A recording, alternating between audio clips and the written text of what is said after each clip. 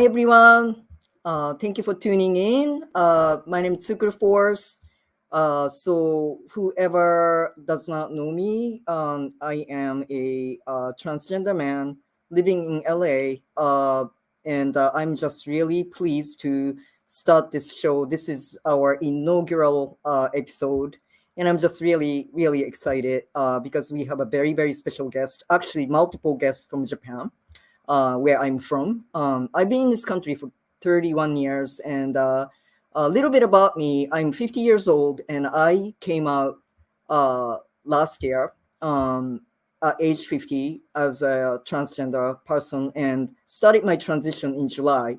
So I'm like at the 8 month of starting, after I started my hormone therapy. So after I started transitioning, I looked into the state of transgender people in the United States and realized that um, there are so many challenges that we face as a transgender people. Uh, One of them is, a lot of us have difficulties finding a workplace or career that's friendly to transgender people. So therefore, we have difficulties, great difficulties with economic, health.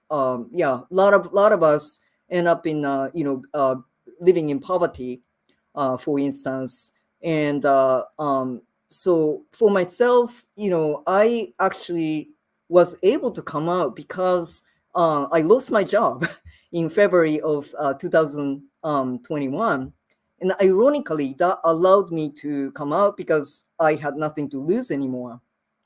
But that got me thinking that, we really have to create something, create a space for transgender, non-binary people to take up space and make our voices heard. So, the tagline that I have for this show is, we are individuals, not a category. So I hope to feature transgender, non-binary entrepreneurs, creators, artists, activists, so as to amplify our voices and also really deliver and let the world know that we are a diverse group of people. So yeah, thank you so much for joining us. And I guess, without further ado, I would like to jump in to today's show. So let my guests in.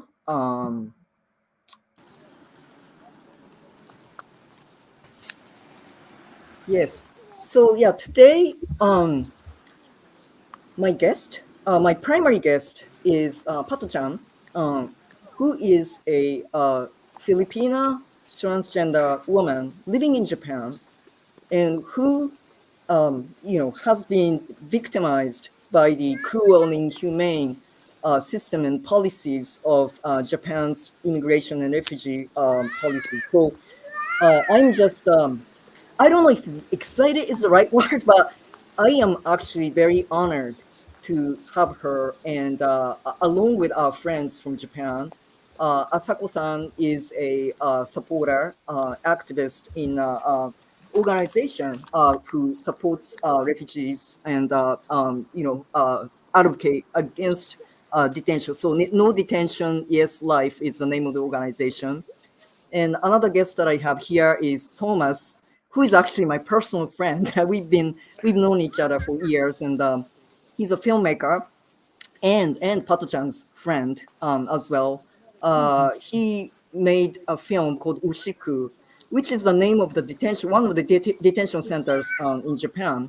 And I'll let him talk more about that. But so yeah, we have three guests here, and really excited to hear about really this program is really about featuring stories of transgender non-binary folks. So really excited about hearing Pato-chan's stories. So so thank you, Pato-chan.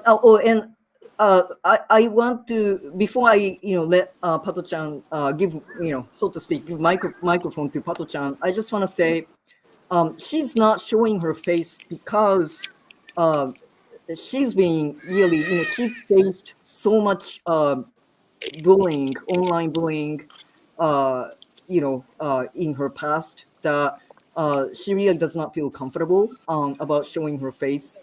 So that's why, and I just want everyone to know that. And also though, I just want to say, I had an opportunity to get to know a little bit about PatoChan before this show. In preparation of the show, we chatted, and um, PatoChan, truly, I just really want to say that you are one of the most courageous people that I know in my life. So, yeah. So, hi, PatoChan. How are you? Yes. Yes, I'm good. Good morning, guys. In Japan, I'm not sure what time it is in America right now. I think it's evening. Yeah, it's 6 p.m. So, in LA, Los LA Angeles. time. Yep. Mhm. So, good evening, guys, from America. Yes, today we're gonna tackle or you're gonna hear my story. So, please bear with me. Please be good to me. Thank you. Thank you, PatoChan. Yeah. So, what I wanted to do actually, because so Thomas, his film Ushiku just opened in theaters in Japan, and he has to leave here like in maybe like 15 minutes. So um, before we share, we have a very important film segment that Thomas actually filmed. This is a sort of interview segment with Pato-chan when she was in a detention center. So we will share that. But before we do that, I would just like to pass the microphone to Thomas. And Mm-hmm. I just want, Thomas, I just want to hear, so like under what circumstances this film segment that we're going to show was filmed, and your insight into Japan's, immigration and refugee policies. Yeah, thank you very much for allowing me to be here and to help support you and PatoChan. It's an honor to be here. Um, amazing that it's your inaugural show. I love the opening credits. It's just going to be an amazing experience for people to hear all the stories that you're going to bring to the world. So thank you for having me here. Um, I was going to the detention centers as a volunteer, and I met PatoChan. She was in a center which she will tell you about in Shinagawa, and she was really suffering. And again, I will let her tell her story. But one of the things that I felt I could do as a filmmaker was to help bring her voice out into the world. And so we told her what we could do and asked her if she wanted to be a part of it, and she did. And so for the segments that you'll hear later in your program, she called me on the telephone and I sort of interviewed her or gave her an opportunity to say the things that she wanted to get out into the world. And then we edited those together and added Japanese subtitles. And we were working with a senator, Senator Ishikawa, who is the first openly gay senator here in Japan. And he's advocating for people just in general in the LGBTQIA plus community, but also for people that are in detention. And so one of the segments, if you play both of them, one of them was about a demonstration that some of the women in the detention center took part in, and Pato-chan was an eyewitness to that. And she was offering an eyewitness account of what had happened to these women when they were just having, a demonstration, but it was simply they were just standing and they refused to go back into their cells. And so Pato-chan gave her first person account of that. And then the other piece was, and I know, one of the things that we need to think about is when people share their stories about the effect that it has on them, because it can really be traumatic um, for people to hear. Pato-chan shared with me before that when she heard this interview, it really brought her back into that place and it made her really sad. So I want to commend her and her courageousness for allowing us to share this. But it was a phone call that was taken after she attempted suicide. And the reason that we filmed it or that we recorded it was so that we could bring her voice to the senator so that he could help advocate and try to get her released. So that's sort of how I use my background in filmmaking to try to advocate for people and to bring, to help amplify their voices and to bring their voices out into the world. Yeah. Thank you, Thomas. And I just wanna before you leave, I just wanted to ask you because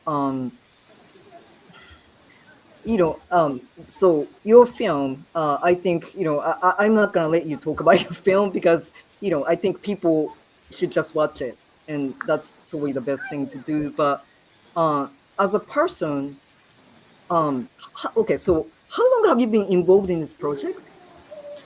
So I have been visiting people in detention since 2019, since before the Right. COVID pandemic. Um, Mhm.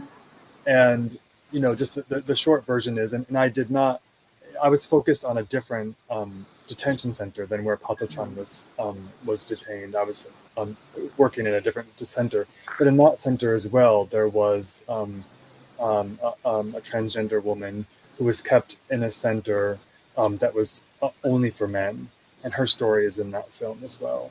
And so what I did was basically you're not allowed to film or record in the detention centers, and so I snuck in equipment and I secretly filmed inside, and I was filming the testimonies of people who wanted to share their stories with the world and wanted to share what was happening. And so I focused on 9 people who agreed to be in the film and to have their stories released. And I did that for a period of time until I was caught.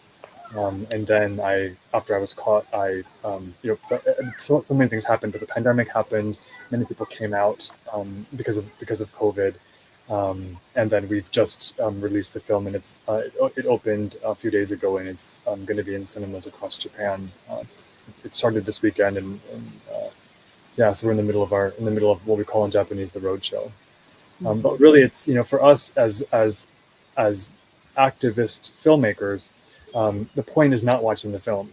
The point is not the film. The point is not watch the film and finish. The point is, what do you do after you watch the film? And so, how do you create an opportunity for people to hear about something and then they want to take action?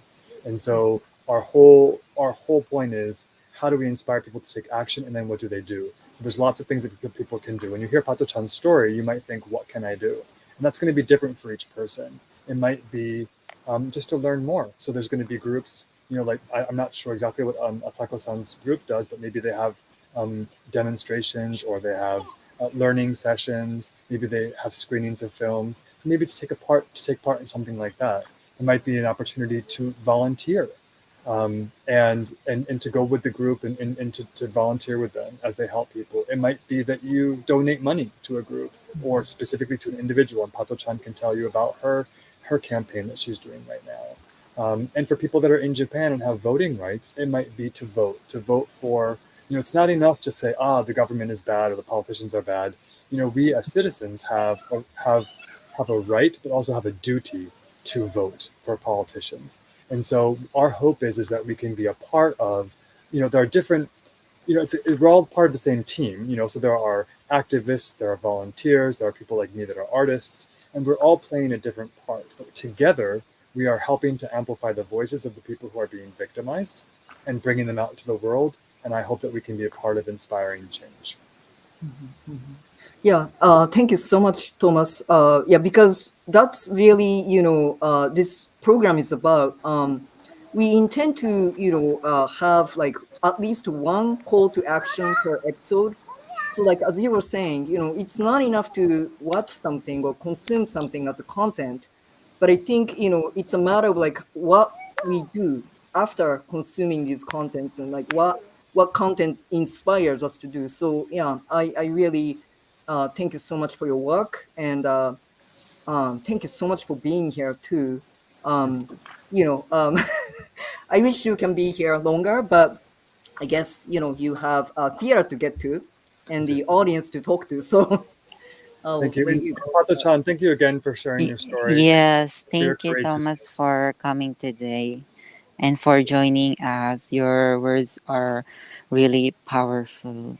thank you, PatoChan, and we are supporting you, and we love you, and just I hope that you can really feel the love today and the support. And yes, there are bad people on the internet, and I'm so sorry for the experiences that you've had, but there are so many, many more people that care for you and love you and are here to support you. So I hope you can feel that today. And thank you for having me here. It was an honor.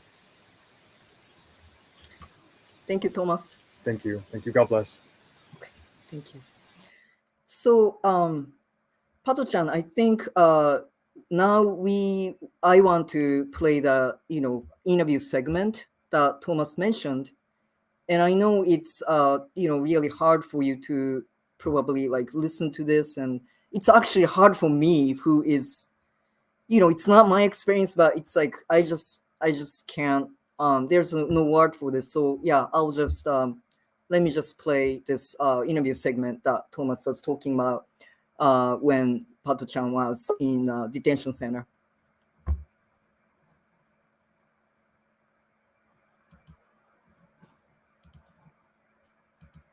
Hello, it's me. Is it okay to talk? Hey, PatoChan. PatoChan this. How are you doing today? I talked to them already about changing the block to men's block, but the boss said I cannot do that because I look totally female, they say. I'm sorry. I'm sorry to hear that. That's why I get angry. My head, I bang it on the wall. Oh no. Yeah. Then I punch the microphone. It's kawarita. The microphone for what? The microphone on the room. Mm. Are you in trouble? Yeah.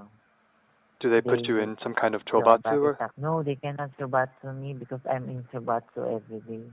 The punishment for misbehavior and the transgenders is the same punishment. The punishment for is the same if you do something wrong and if you're just simply transgender? Yes, the same. The same. I tell them that I'm gonna kill myself because they are not doing anything about me. Any application I did, they always reject it. But before they said to me that they can change me to men's block, but today they said they cannot. I think they're playing cards with me. Because before they told me that I can change, and now today they tell me that I cannot. That's why I get angry. I bang my head again on the wall. Then I told them that I'm gonna kill myself.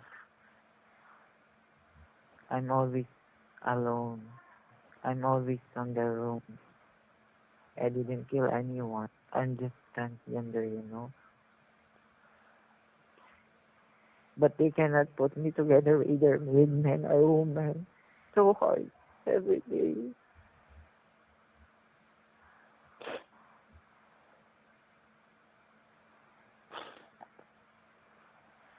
It was really hard every day. Because I don't have anyone.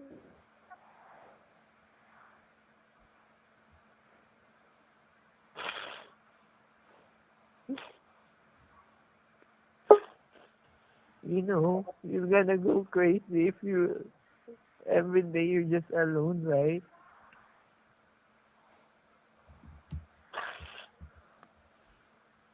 The problem is not you. The problem is with immigration.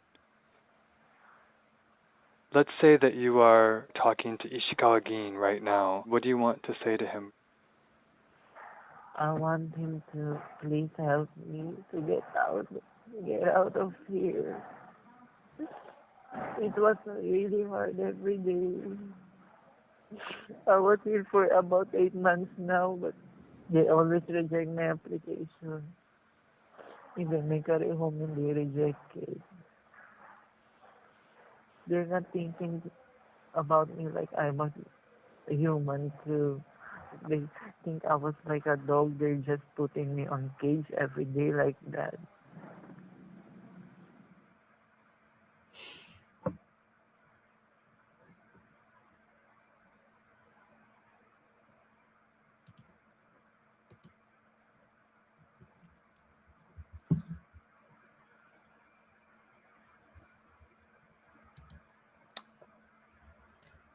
Yeah. So I think PatoChan kind of dropped off the I think, yeah, she was joining us again, but um yeah, I watched the segment several times after Thomas sent it to me, and it's like it's always very very hard to watch. So I can imagine how hard it must be for Pato-chan to watch that, and just really appreciate, the she allowed us to watch it. So a little bit of background before Pato-chan comes back.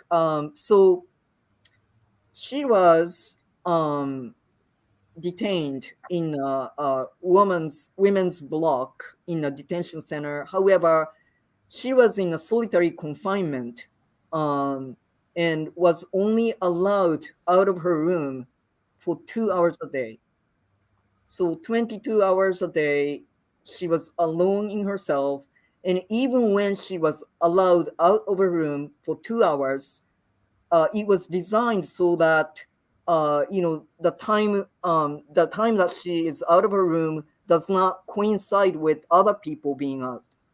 So she was completely isolated, and segregated from everyone else. Um, so yeah, that's just a really tough situation if you can, think about it. Um, yeah. So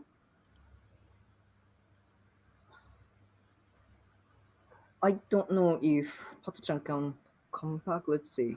Let me see. I'm just trying to see. Um, yeah. Anyhow, so yeah, so that's the background. So that's, the in interview, yeah, she was talking about asking to be transferred to man's block, because the thought behind was like, if they are not like recognizing her, as a woman, um you know if she wanted to have, she could have some company, she wanted to be allowed to move to a woman's block, but I mean man's block, but she was denied that also. And oh, Pato-chan came back. Hi, Pato-chan. Yes, Okay. I was actually trying to connect.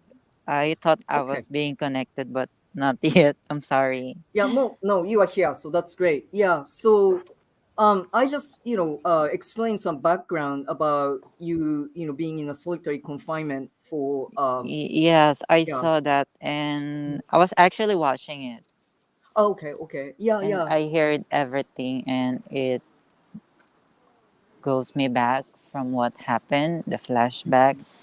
It was a real story of me, Mm, mm, so there's no editing from a phone call. So when I was trying to commit suicide that day, I actually not thinking to commit suicide that day.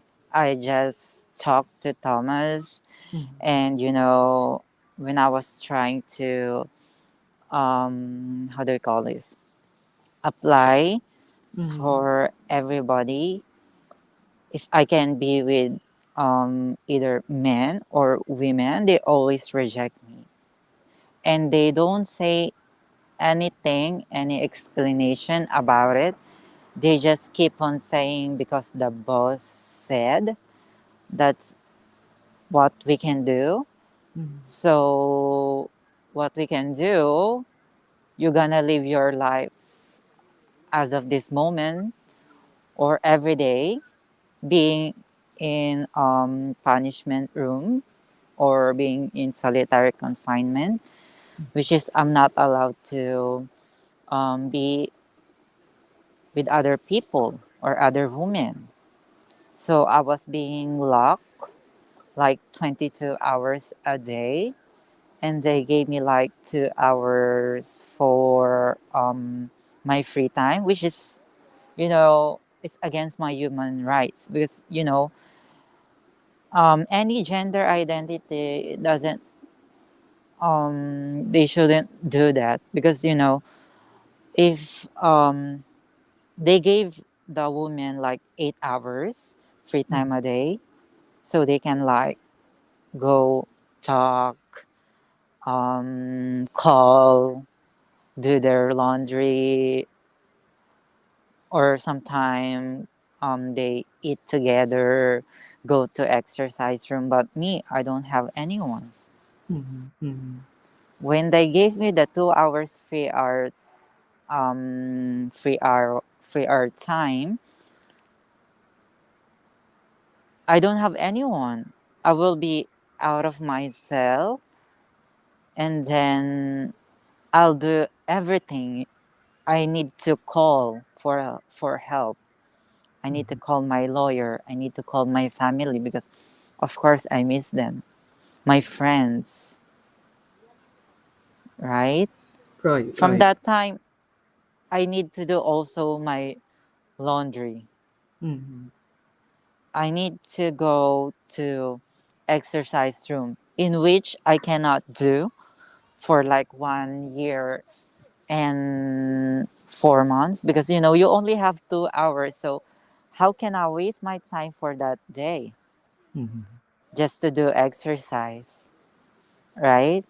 Right, So right. I was being put on my room Mhm. 22 hours a day alone, and I Right. was being locked, and I didn't get any information or proper answer from them on why they doing that to me. But they were just trying to tell me that because I am a transgender, Mm. so they cannot do anything about it. That's why I live my life for a year in immigration center like that. It was actually really hard. I've never imagined my life that I gonna I can survive like Mhm. that. Yeah, I can say I do survive because I'm still alive right now. But the traumatic experience I've had Yeah. until now, even on my dreams, sometimes it visits me.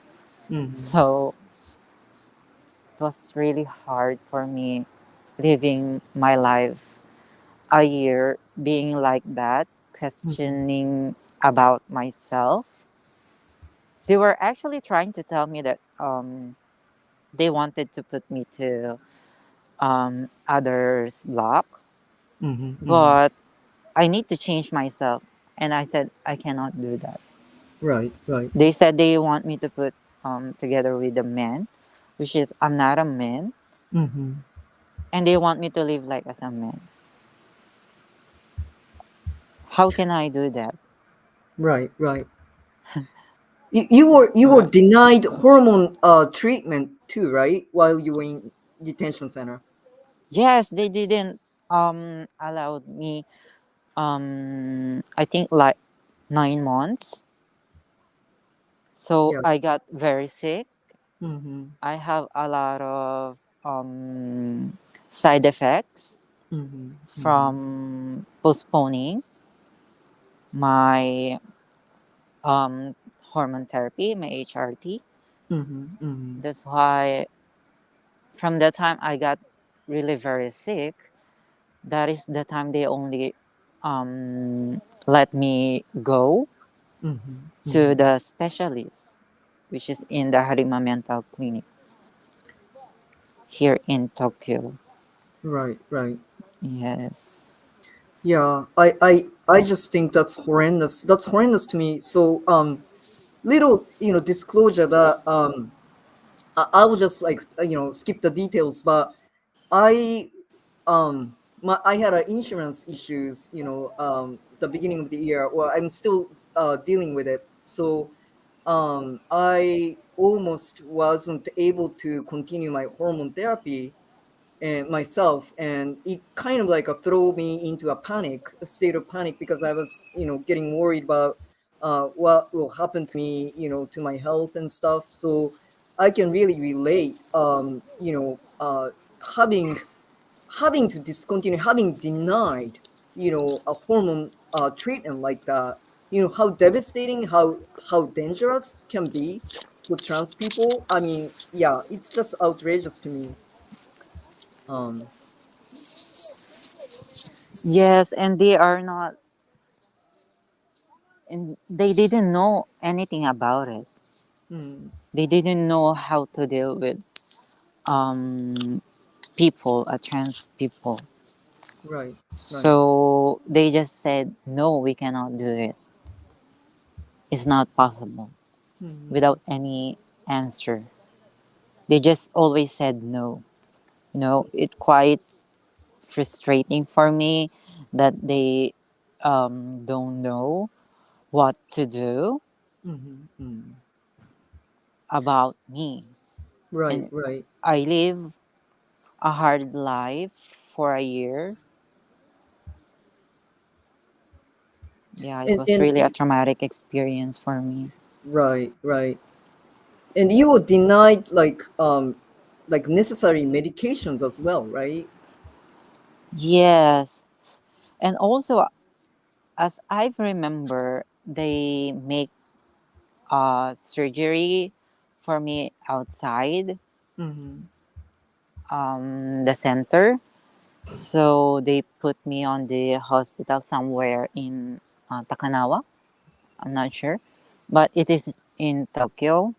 Mm-hmm. So they were just like telling me to contact your lawyer about it, and they gonna release me, but it never happens. Mm-hmm.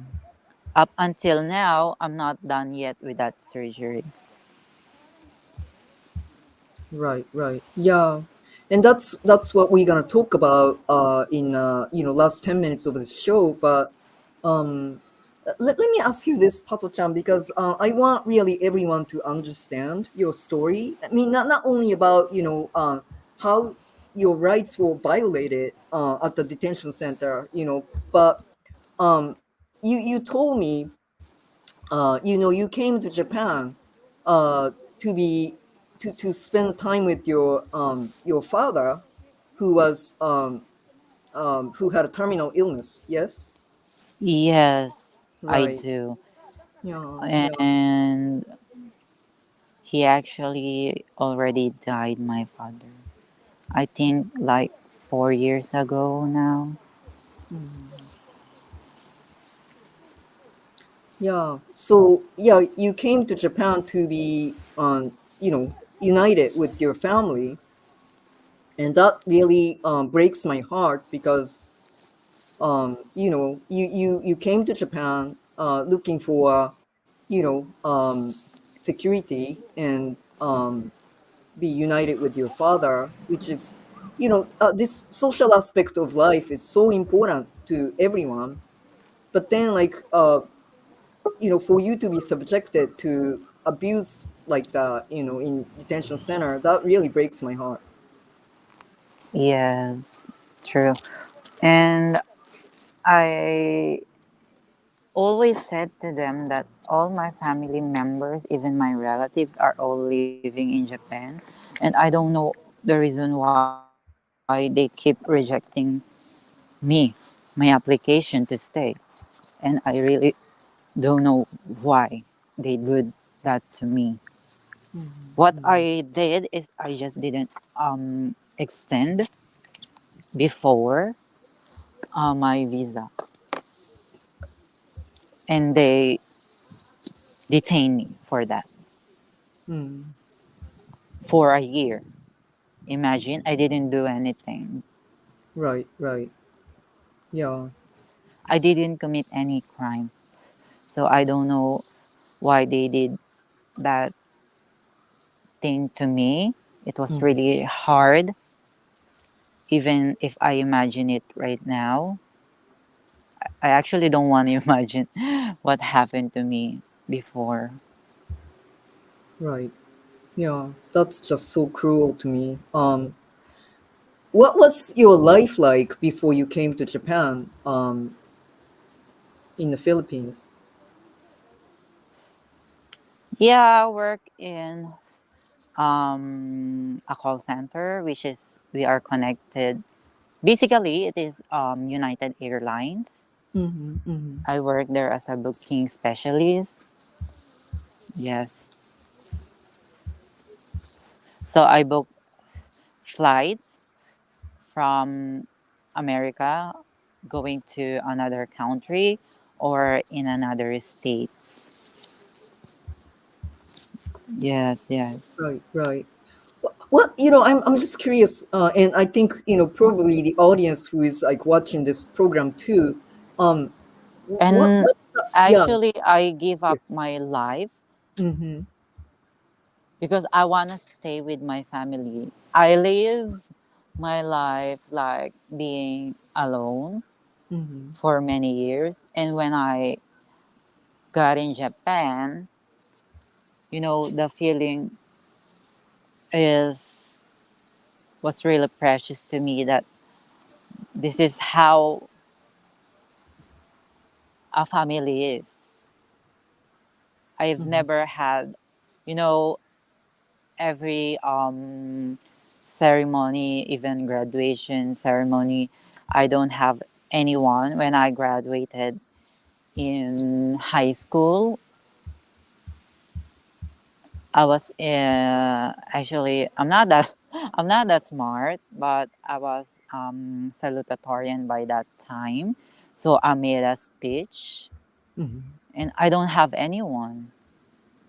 So I don't know if my family is proud of me or what.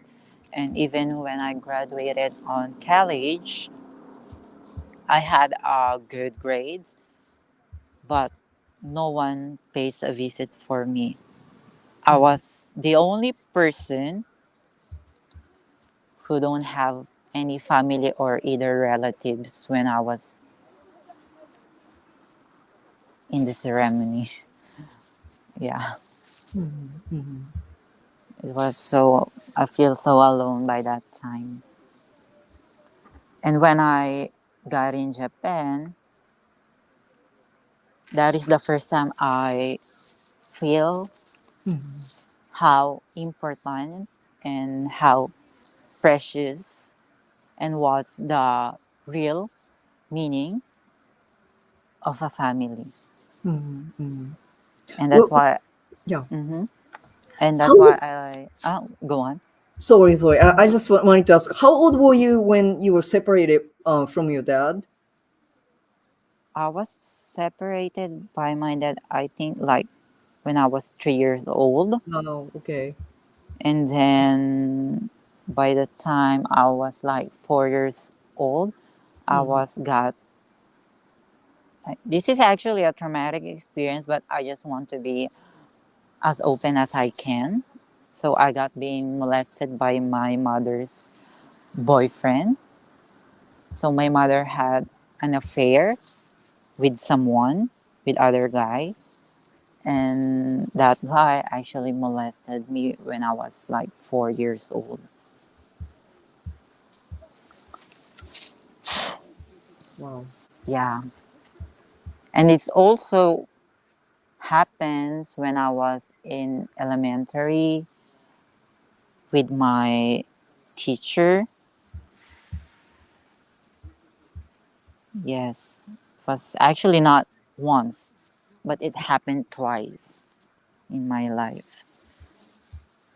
Wow. So, I live always being alone, so I don't have like proper guidance. I don't know what they actually did to me Mm-hmm, when I was young, but as the time goes by, you know, I've developed myself,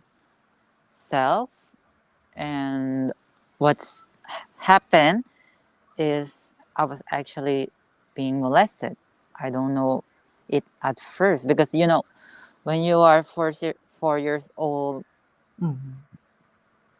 right? You don't Right. know anything about. that thing, Mm-hmm. Mm-hmm. but it actually happens to me. Right. Yeah, Yeah. it was Yeah. hard. So I mean, sounds like to me that you had, like, growing up, you grew up very lonely, because you did not family to protect you, and then, like, you came to Japan to be reunited with your father, and then that was when for the first time you felt the sense of family and being with someone who cares about you. That's what it sounds like to me. Yeah, it was true because um just to say, I believe that Japan is actually my second country Mm-hmm. because all my family members, my father, my mother, even my siblings, my brothers and sisters are all living in Japan, and also my relatives. And I don't know why they keep my situation like this. It was actually hard. I Mm-hmm. am the only person who didn't get a proper visa from them, Mm-hmm. Mm-hmm. from the Mm-hmm. immigration. Yeah. Right, right.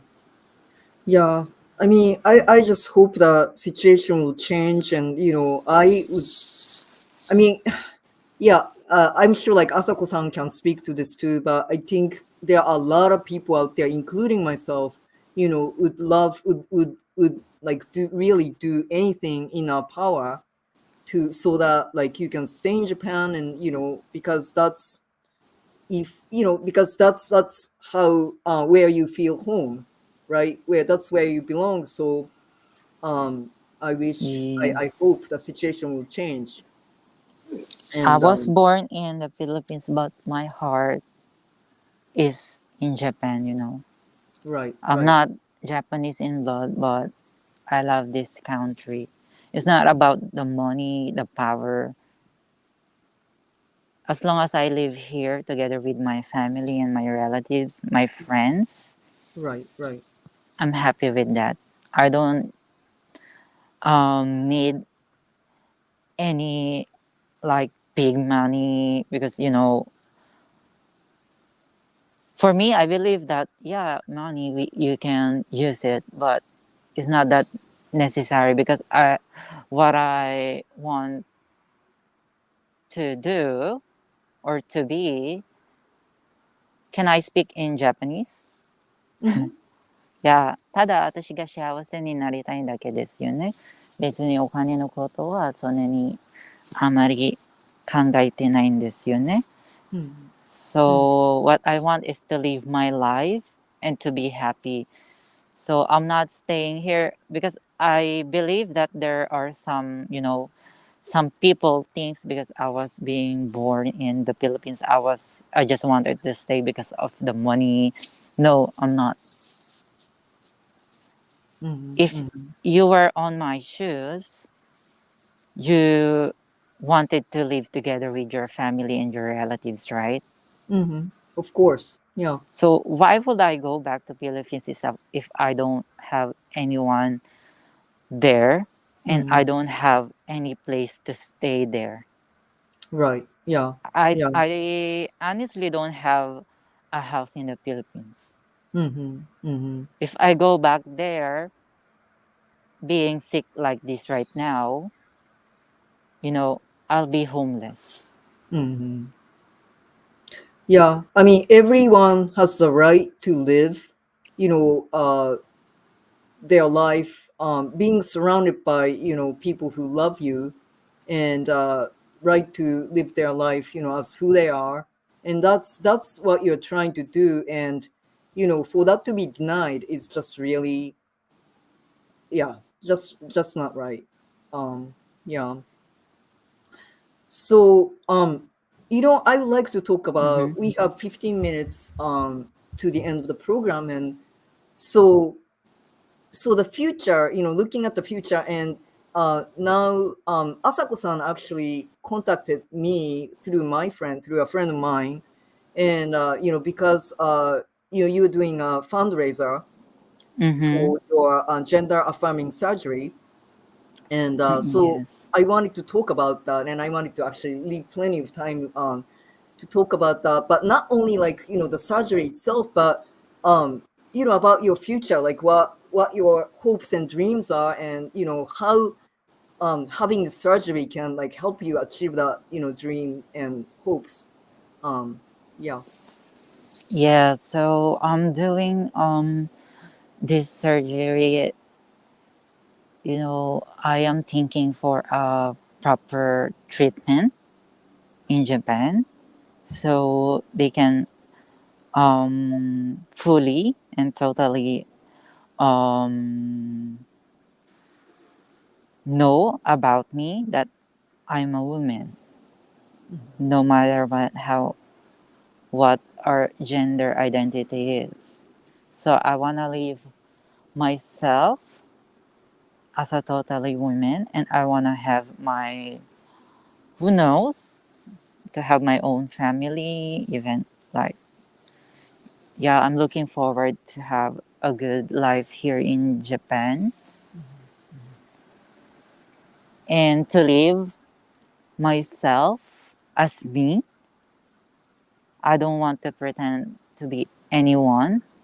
So I just want to live my life as a totally grown woman. And I have also, yeah, as of this moment, Asako-san is one of our members. So I am one of the member also of No Detention Yes Life. So we do volunteers. So what I'm busy right now, keep me busy, is I help a lot of people. I do a lot of volunteer work, and when you see those people's faces when you help them, it was actually a precious thing for me that even my life is not that good, but in exchange of that, I was trying to help people. I try to lift them up, even I'm in the down part of my life as of this moment. So how hard your life is, even though you're not that in good situation, if you really wanted to help someone or somebody, they will always have our a way to do that. Yes. And anyway, guys, if you're still at the end of the part of the show, I would like to, maybe if you want to see my face, if you're curious, I'm gonna show my face to everyone. Yes. Thank you, Pato-chan. And I will shortly like share my screen so that people can, I can direct people to your fundraising site. But I just want to say, yeah. So it's. I just want to speak to the audience for just a little bit. Yeah, so you guys, as you know, I started my hormones back in July, and I think people, probably cis people, have no idea like how significant it is for us to have gender affirming care, including hormone therapy and including surgery. So my voice started to change about 2 months ago, and it gave me like really tremendous freedom, sense of freedom and access to like really real me, like really my truth. Because like all my life I felt like I was living a lie. I was pretending to be someone else, and I just could not.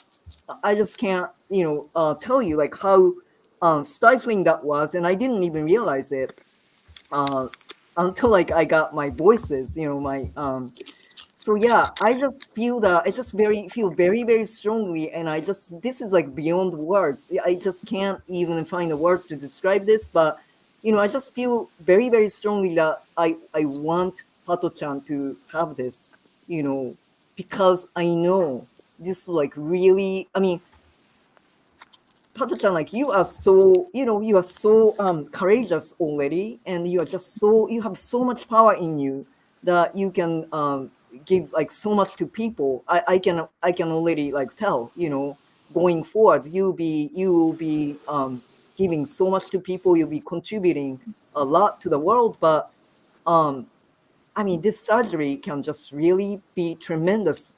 It'll give you tremendous sense of freedom and also like, just liberation and being like who you really truly are.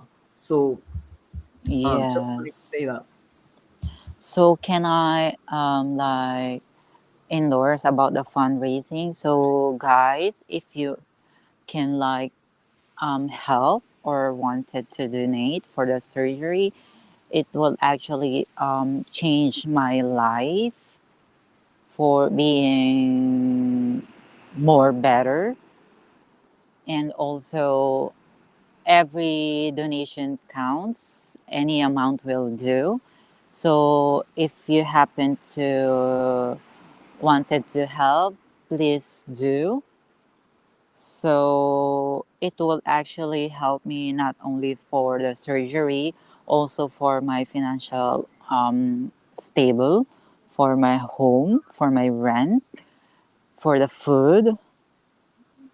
Yeah, a lot of things can help, and I can use some of it to help other people also too. Mhm, mhm. Yes. Yeah. Thank you guys. Yes. So I think you guys are looking at my screen. I hope so. If you Google GoFundMe, Pato-chan, PatoChan, you'll find this page on GoFundMe. So whatever you can give, to support her, please do so. Um, and I just wanted to say, because I just wanted to give you a little bit of background, because, Pato-chan is, well, according to, the nation of Japan, she's there illegally right now, like she can't work.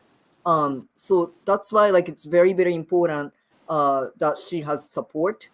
I mean, I'll actually share another screen of mine and introduce Thomas's film, because when it's available in the United States, you can see it. Ushiku is the name of the film. Let me just do this. Let's see if I can share this. Let's see. No, I'm not sharing it. Hold on. Let's see. Um, Let me just Okay, hold on. Sorry. Yeah, I was gonna share the films, the official page of the film, but Ushiku is Yes. Suru-san, can USAIDIKU. I say something? They can Yes. actually also do like donate directly through my bank, or also they can do it on PayPal. Okay. Yes, yes. Did you see the information on the banner that I sent you? It was actually written in Japanese. Oh, okay, okay. Um. All right. So this actually program will be archived on YouTube. Mm-hmm. So I'll just put that in the description section so that people can find it. I think that'll be probably better. Yes, Yeah, thank yeah, you. that'll be great. Yeah, so um, Hi. So can I just add sure, yeah. something about Mhm. Japanese situation? Japanese government, the immigration law in Japan hasn't been changed from after kind of World War II times. it means to exclude mixed roots people like Taiwanese, Korean, Japanese, and it's still same. So this global international situation in Japan, but still we have really exclude Japanese immigration law system. So that's why like PatoChan couldn't get a visa until now, but so it's same like undocumented people, and we are trying to change the law not to be no one be illegal. So yeah, this I just wanted to share. Yeah, thank you so much, Asako-san. And so this is the official page of the film. So ushikufilm.com is the URL. USHIKU film FILM or one word.com. Uh, yeah. Yeah. So thank you for joining us today. And I just wanted to, before we close, wanted to what we talked about today, wanted to connect that to the situation here in the United States. So United States, as you guys may know, 2021 was really the worst year for transgender people. So 147 anti-transgender bills were introduced by 34 states, and the situation is getting, I feel, getting worse and worse. Everyone probably heard the other day, Texas, the governor of Texas, Governor Abbott, his call for, essentially criminalizing gender affirming care for transgender children. He called, people who work in maybe hospitals, schools to report, if they find out children are getting gender affirming care, because he thinks that's a child abuse, which is really absurd. But these things are happening all over the United States right now, and I think that's why this kind of program is very important to get our voices out. And I really appreciate Pato-chan being here because as Pato-chan said, we are, transgender people are just like everyone else. I mean, we are just regular, human beings, like, who are just trying to live our life, and our rights should be respected, and we should be able to live as who we are and be loved by people around us. So Yes, maybe I can say hi. I'm gonna open my yes, camera to yes, them great, thank you. for them to be able to see me at the end of the part. Yes. So how do you do this? How can oh, yes, hello guys. Hi, Pato-chan. It's me, Pato Chang. Oh, Yes. it's a pleasure to see you. Yes, yes, yes. Yeah. So thank you everyone for today for having me. For me to be able to share my story to the world. So I hope that some of my words may help those people who's actually in abuse, and also people is still on the hiding situation. I hope you guys be able to come out as you, no matter what your gender identity is. All human beings are beautiful. Yes, you should accept yourself first before everybody else accept you. And that's what I can say. If you try to love yourself and accept yourself first, then the world should be.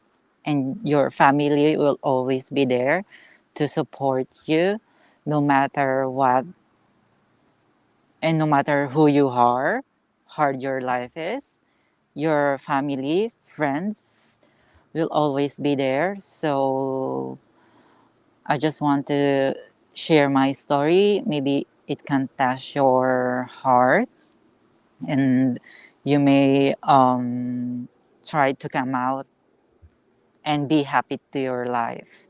So I want everybody to be as strong as we can and as honest as we can. Thank you.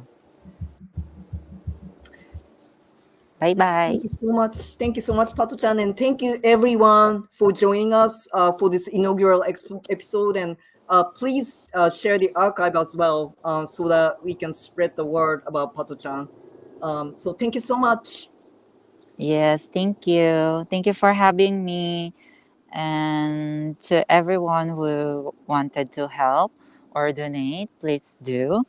And any amount will do. I'm thankful for each and every one from the bottom of my heart.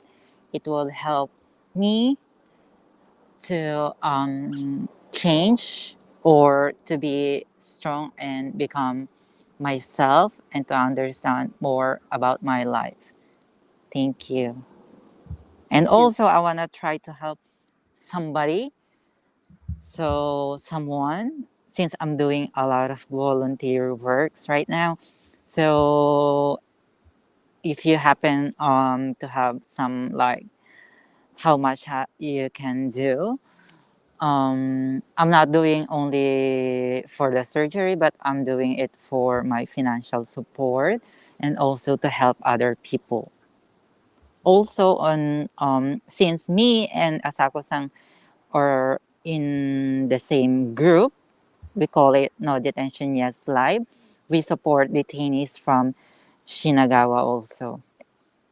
Yeah, we gave them support money, things that they need, clothes, we provide it to them.